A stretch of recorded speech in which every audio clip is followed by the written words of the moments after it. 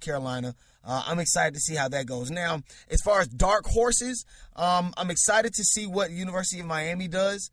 Be that they took the University of Georgia's former head coach, Mark Richt, and now he's the head coach down in Miami. And I'm excited for them mainly because Mark Richt, of course, is an alumni of the University of Miami, for one, and for two, they need a resurgence. I want the University of Miami to renew the rivalry between them and Florida State. I really would love to see that rivalry renewed. I definitely want to see if they can, like I said, make a push for it. I definitely would like to see Georgia Tech and Virginia Tech return. Georgia Tech, a dismal season after, of course, competing for an ACC title last season. So, to answer your question, really, Little Bighorn, I'm interested in seeing North Carolina and the University of Miami kind of boost up that coastal side of the conference and try to compete for a national championship. Let's compete for a national championship, all right? Next question, Little Bighorn, what you got? All right, Alpha Male, we are officially 6 weeks away from college football. Saturdays will never be the same. Of course, Alabama is the number one team. We all know that they're favored to win the national championship. But there's another team that is starting to make their way up the ranks. And I think we have to thank a Harbaugh for that. Alpha Male, would you care to shed some light on this situation, sir? Now, as we all know, Tuscaloosa, Alabama is heaven to all of college football. Nick Saban is God in Tuscaloosa, Alabama, and of course he is God to college football mainly because he just runs and rules and reigns in all supreme and superiority in Tuscaloosa, Alabama. But if that makes him God, then who's the devil? I would say Jim Harbaugh. I would have to say Jim Harbaugh and the Michigan Wolverines, mainly because, Harbaugh has been pissing Nick Saban off with a lot of his trips, his traveling, his recruiting methods.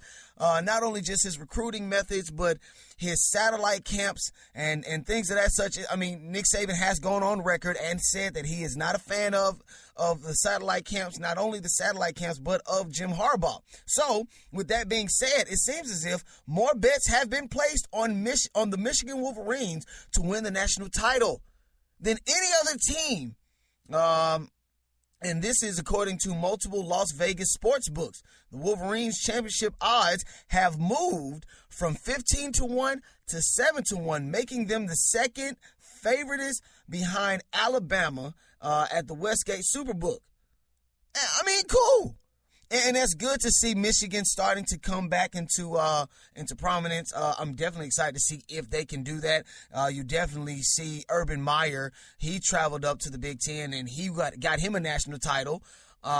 So definitely excited to see if Jim Harbaugh can go up there and do the same thing. It's definitely going to be a very good game versus them. Versus the Michigan Wolverines and the Ohio State Buckeyes.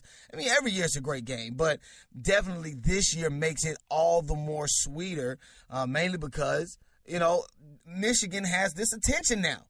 Michigan has the attention now. This season, Michigan starts off taking on Hawaii at home. Of course, that's an easy game. Their non-conference schedule isn't really that competitive. They play UCF. After UCF, they take on Colorado. Colorado is the only Power 5 team from a non-conference Power 5 team. You get what I'm saying? It's the only team out of conference that they're playing that's in a top 5 or a top 5 conference, okay? So, with that being said, after that, they start off with Penn State, Wisconsin. Then they go on the road at Rutgers, at home again versus Illinois, on the road at Michigan State, on the road at Iowa, on the road at Ohio State University. So, we shall see.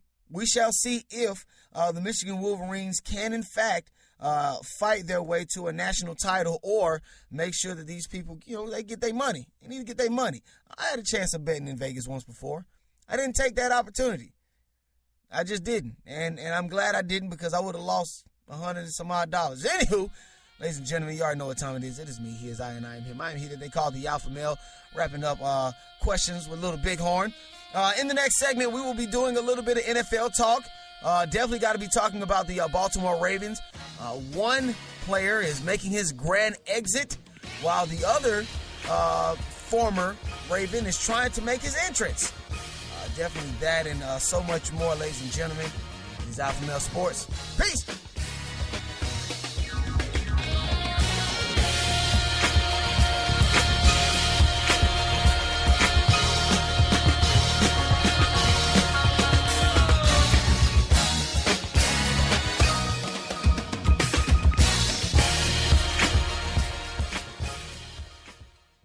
Why are you smiling? Because I love football. Football's fun. You sure? I think. Now you're thinking. First you smile, then you think.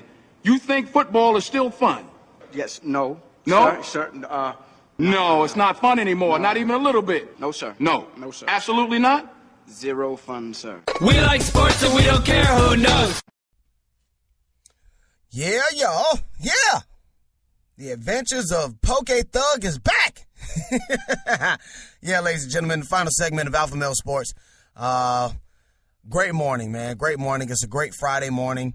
Great Friday morning. This is just, final segment of Alpha Male Sports. We want to just end it on a good note. We definitely want to talk about what's going on in the NFL. Just a couple news and notes, different stories that we didn't touch on during the show. Of course, last segment we were talking about college football. I love college football. Here's the thing. College football, okay, well, let me stop rambling.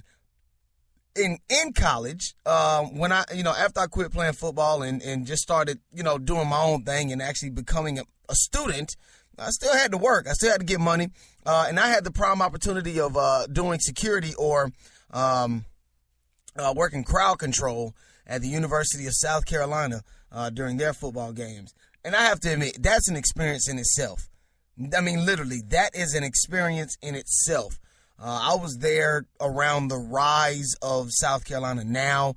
The University of South Carolina really, they're not really doing as well. They're not doing, a lot, if you will. They're not doing a lot. They're not doing that well. They're not contending for an SEC East title, let alone an SEC championship. Last time they were in the SEC championship, I think Cam Newton was in college. So, it was an experience. I remember seeing Jadeveon Clowney play his first game at the University of South Carolina. I remember when Marcus Lattimore was running up and down the field, at the University of South Carolina. Steve Spurrier throwing his hat down and things of that such. I was able to meet Steve Spurrier. So, yeah, I had a good time. I had a good time in college. And then, working at another college, it was cool. It was cool. But, we're not talking about college anymore. We are talking about the NFL. Like I said, a couple news and notes. Before we get out of here, man, what are you guys going to do today? What are you guys going to do today? It's Friday. The weekend's coming up. What are you guys going to be doing this weekend? So make sure that you guys put that either in the chat, or you guys can tweet me, or you can hit me on my Instagram page at Alpha Male Sports, all one word, ALPHAMALESPORTS, all one word. So, little do you guys know, J.J. Watt, he actually underwent back surgery, and he will start the season. Well, not the season, but he'll actually start camp, which starts in less than a week. J.J. Watt will actually start on the physically unable to perform list. Defensive end J.J. Watt has undergone back surgery, and this is actually sources told to ESPN on Thursday. In what was the second surgery in 6 months for the reigning NFL Defensive Player of the Year. Now, the Texans are actually optimistic. They are hoping that he will be ready to play for the start of the regular season, but it doesn't seem likely.